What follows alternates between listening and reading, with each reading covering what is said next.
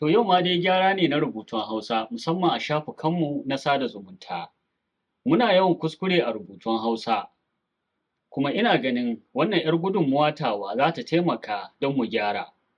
Domin yadda muke rubutu wani lokaci rubutun baya karantuwa, sai ka ta yin bita kafin ka iya fahimtar abin da aka rubuta.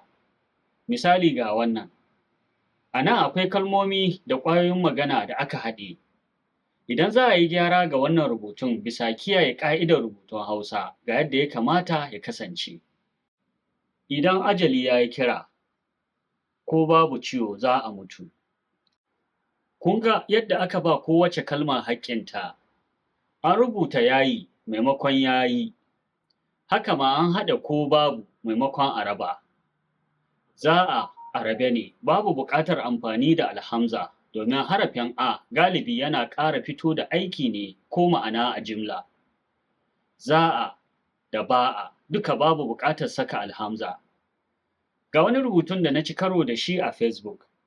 A nan ma kalmomi ne aka harɗe. Idan mutum ba ka natsu sosai ba, rubutun zai ma wahalar karantawa.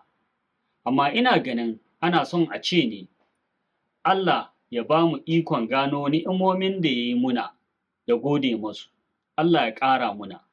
Kun ga yadda rubutun ya sauya, musamman yadda aka ba kowace kalma haƙƙinta saɓanin asalin rubutun.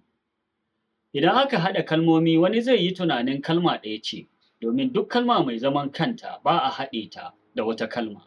Sannan galibi na lura ana yawan haɗa kalmar da ke nuna aiki ta yi da kuma lamirin suna da ya gabaci kalmar. Misali, ya yi, ta yi, su yi, mu yi, sun yi, mun yi. Haɗa waɗannan kalmomi kuskure ne, kuma zan sake fito da wasu misalan a bidiyo na gaba, da fatan za mu ci gaba da bibiya.